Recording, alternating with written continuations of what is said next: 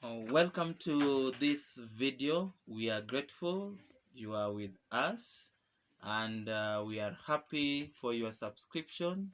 Not only your subscription, but also your views and the likes to our videos. Today we want to look at principled will. Remember that we said a great person has humility and principled will. That means that we need to understand what principles are. Now, I am a person who has a great love for principles because it is rare for them to be broken. What I know about principles is that they remain to be true and static. They remain to be true guide of all other activities in life that take place in this world. Take, for example, the Archimedes principle that we learned in physics. And not only that, but also basic principles of life. And look at even the basic principles of health.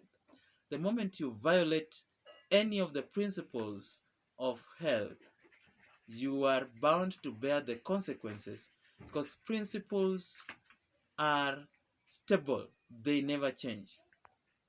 In the world, we have principles such as principles of honesty, principles of hard work, principles of smart work. Those principles have never changed. People change, principles do not change. They remain to guide and to show how deviant we are from reality. Principles of truth. The truth has never changed. It is people who change and deviate from the truth. Now, when you have a principled will, that means you have a power to make decision that is aligned with the principles of life, principles of honesty, principles of hard work, principles of truth. Those principles have remained. And when you have a principled will, you have aligned your decision-making power to those principles. Now, in real life, we say that we have different aspects of willpower. We have what we call I want power, or what some people say no power. This is what makes you to say no to what you believe is not correct or contrary to your convictions, because it is now not important. Not just now, it is not important to you. So you say no with a smile because it is not important. Then we have what we call I want power. Something that propels you to pursue things in life on a day-to-day basis. So you'll find that because you have something that you want to achieve in life, you want it. Anything that comes to you, any obstacle that comes your way, is something you believe you can tackle and thwart or do away with it so that you achieve your objective. So you want it. Just like someone running a marathon race, only to feel that he is so tired to run anymore.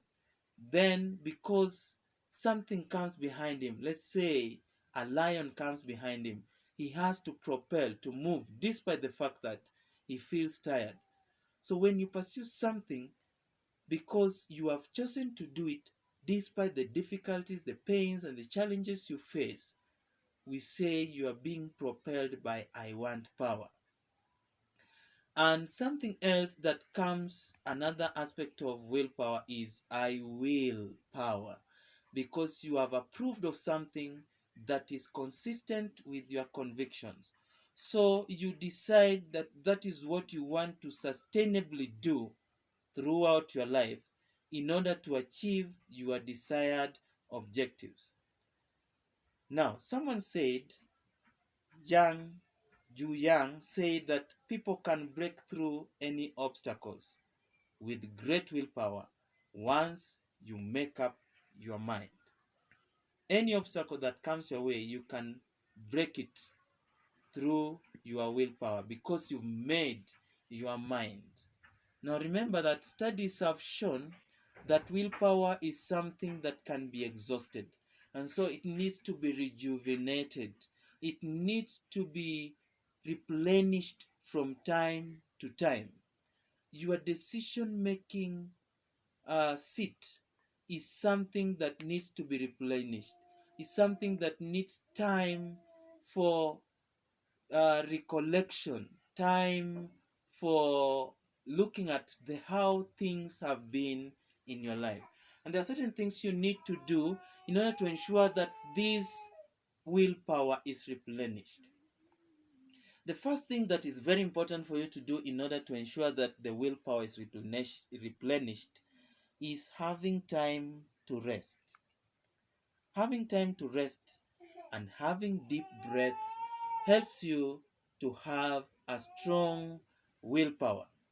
On number two, the second thing you need to do in order to replenish your willpower is what we call self-affirmation. In other words, you look at life as in the future as if you have achieved it, and you use the language that best makes you or puts you in control.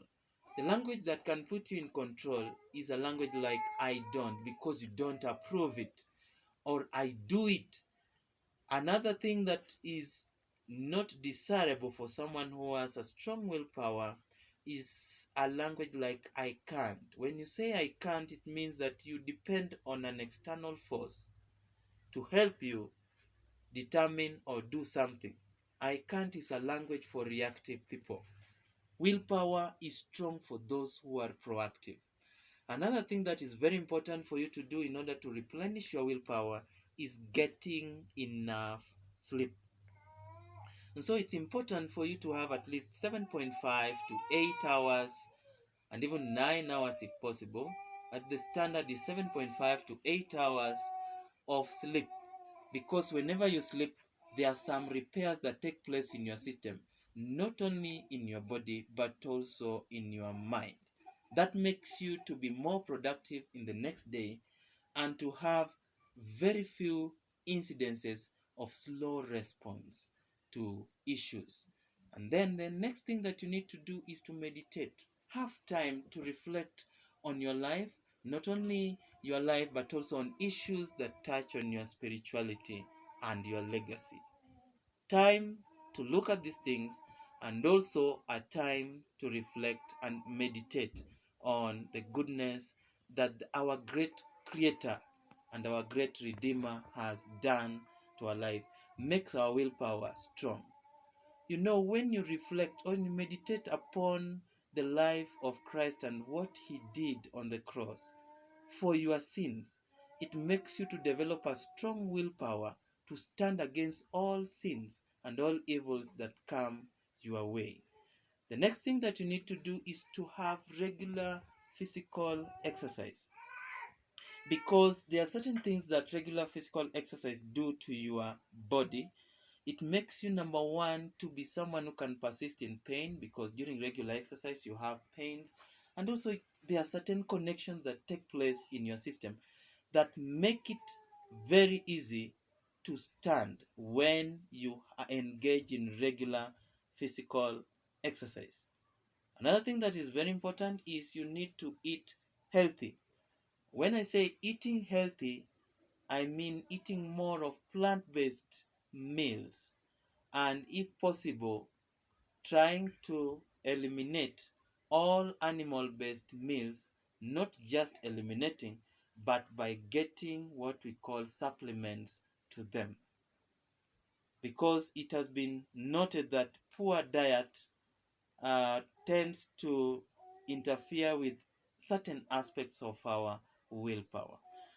And also another thing that is very important is postponing less important things. We are living in a world where we are bombarded by a lot of demands, because technology has brought things very close to us. So you demand a lot of things, but it takes willpower to classify things as important and less important, urgent and not urgent.